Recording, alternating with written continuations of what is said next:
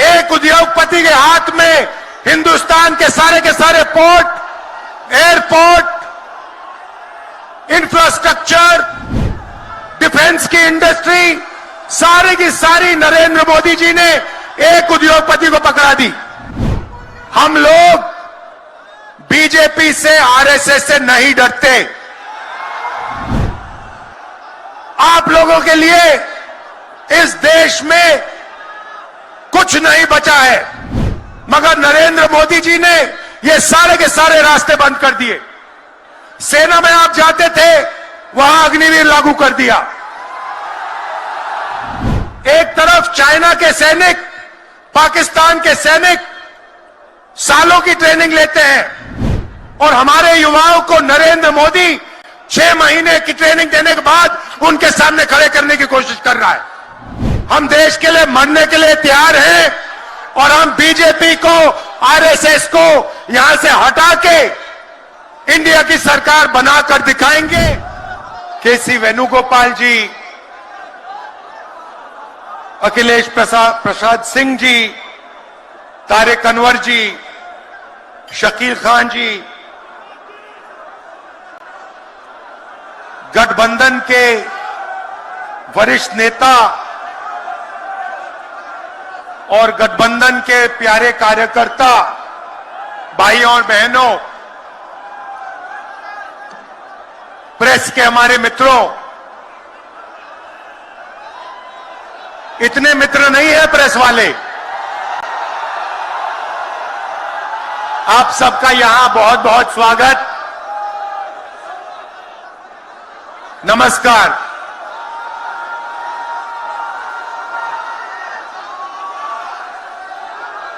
देश में जब भी बदलाव आता है, वो बिहार में तूफान शुरू होता है। यहां से तूफान बाकी प्रदेशों में जाता है। ये बिहार जो है देश की राजनीति का नर्व सेंटर है, यहां से ही शुरुआत होती है। आज देश में विचारधारा की लड़ाई है। एक तरफ नफरत, हिंसा, अहंकार और दूसरी तरफ मोहब्बत, भाईचारा और एक दूसरे की इज्जत।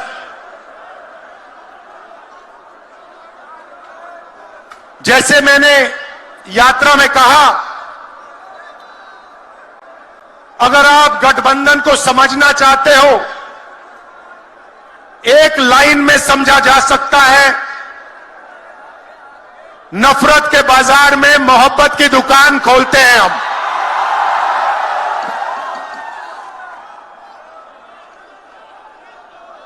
इस देश में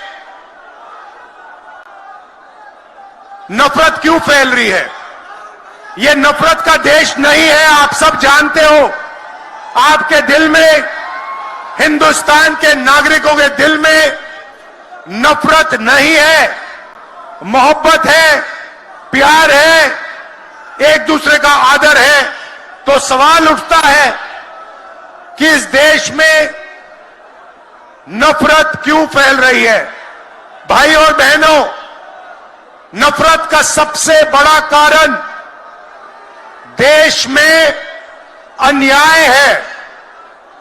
अन्याय, युवाओं के खिलाफ अन्याय, आप सबके खिलाफ अन्याय, किसानों के खिलाफ अन्याय, सामाजिक अन्याय, आर्थिक अन्याय। प्रधानमंत्री जी 2-3 बड़े अरबपतियों के लिए काम करते हैं, 2-3 लोगों के लिए काम करते हैं। उनका 16 लाख करोड़ रुपया प्रधानमंत्री ने पिछले 10 सालों में माफ किया है। मैं आपसे पूछना चाहता हूं, उन्होंने हिंदुस्तान के किसान का कितना कर्जा माफ किया? हिंदुस्तान के मजदूरों का कितना कर्जा माफ किया? इसीलिए देश में नफरत फैल रही है। 40 साल से सबसे ज्यादा बेरोजगारी आज हिंदुस्तान में है। क्यों? क्योंकि बीजेपी ने छोटे व्यापारियों को, किसानों को, स्मॉल और मीडियम वाले बिजनेसेस को नष्ट कर दिया है। एक तरफ नोटबंदी की, दूसरी तरफ जीएसटी लागू की। नतीजा यह हुआ, जो लोग इस देश को रोजगार देते हैं, छोटे बिजनेस वाले, स्मॉल और मीडियम बिजनेस वाले, उन सब का काम बंद हो गया। जहां भी देखो बड़े बड़े उद्योगपतियों की मोनोपोली बन रही है। एक उद्योगपति के हाथ में हिंदुस्तान के सारे पोर्ट, एयरपोर्ट, इंफ्रास्ट्रक्चर, डिफेंस की इंडस्ट्री, सारी की सारी नरेंद्र मोदी जी ने एक उद्योगपति को पकड़ा दी। आप लोगों के लिए इस देश में कुछ नहीं बचा है। मैं आपसे सवाल पूछना चाहता हूं, इस देश में पिछड़ी जात के कितने लोग हैं? कितनी आबादी है पिछड़ी जात की? 50%। 50%। दलितों की कितनी आबादी है? 15%। आदिवासियों की कितनी आबादी है? 8%। कितनी बनती है भाई? कितनी होती है? 73% अब देखिए, 73% में से हिंदुस्तान की सबसे बड़ी कंपनियों में उनकी मालिकों की लिस्ट निकालिए, आपको एक व्यक्ति नहीं मिलेगा 73% वाला। उसके बाद मीडिया के मालिकों की लिस्ट निकालिए, बड़े बड़े इनके जो पत्रकार हैं उनकी लिस्ट निकालिए, आपको 73% में से एक नहीं मिलने वाला है। उसके बाद प्राइवेट अस्पतालों के मालिकों की लिस्ट निकालिए, स्कूल और कॉलेज जो चलाते हैं, private school, private college, private university, उनकी लिस्ट निकालिए, उधर आपको 73% का कोई नहीं मिलेगा। उसके बाद जो हिंदुस्तान को 90 ब्यूरोक्रेट चलाते हैं, आईएएस वाले, उनकी लिस्ट निकालिए, उधर आपको 3 पिछड़े वर्ग के लोग मिलेंगे, 3 दलित मिलेंगे और 1 आदिवासी मिलेगा। और अगर हिंदुस्तान की सरकार 100 रुपए खर्च करती है, बजट में अगर 100 रुपए खर्च होते हैं, तो 73% की 6% की 6 रुपए की भागीदारी बनती है। तो ये जो 73% है, और उसमें अगर आप जोड़ना चाहते हो तो गरीब जनरल कास्ट के लोगों को भी जोड़ लो। इनके लिए इस देश में कोई रास्ता नहीं बचा है। पहले क्या होता था?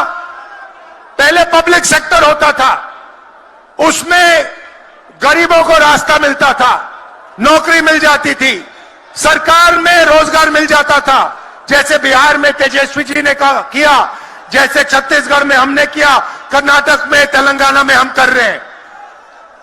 मगर नरेंद्र मोदी जी ने ये सारे के सारे रास्ते बंद कर दिए। सेना में आप जाते थे, वहां अग्निवीर लागू कर दिया। अब देखना, अग्निवीर लागू किया, और अग्निवीर में पहली बार इस देश में 2 तरीके के शहीद होंगे।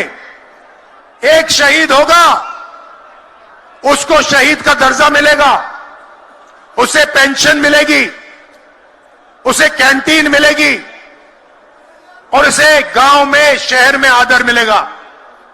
दूसरा शहीद होगा, अग्निवीर होगा, वो शहीद होगा, उसे शहीद का दर्जा नहीं मिलेगा, उसको पेंशन नहीं मिलेगी, उसको कैंटीन नहीं मिलेगी, और उसको ट्रेनिंग भी सही नहीं मिलेगी।